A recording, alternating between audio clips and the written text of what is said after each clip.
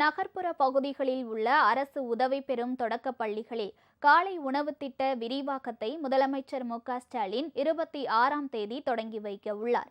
கடந்த 2022ஆம் ஆண்டு அண்ணா பிறந்த நாளான செப்டம்பர் மாதம் 15ஆம் தேதி மதுரையில் அரசு பள்ளி மாணவ மாணவிகளுக்கு முதலமைச்சரின் காலை உணவு வழங்கும் திட்டத்தை ஸ்டாலின் தொடங்கி வைத்தார். பின்னர் 2023ஆம் ஆண்டு ஆகஸ்ட் 25ஆம் தேதி திருவாரூர் அரசு தொடக்கப் பள்ளியில் காலை உணவு திட்ட விரிவாக்கத்தை தொடங்கி வைத்தார்.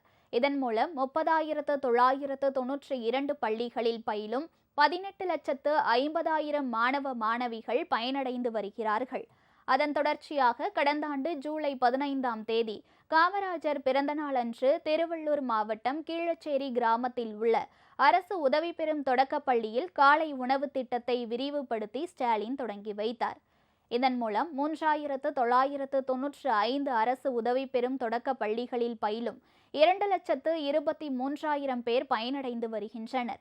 இந்த நிலையில் நகர பகுதிகளில் உள்ள அரசு உதவி பெறும் தொடக்க பள்ளிகளில் 1 முதல் 5ஆம் வகுப்பு வரை பயிலும் மாணவ மாணவிகளுக்கு காலை உணவு திட்டம் விரிவாக்கம் செய்யப்பட உள்ளது.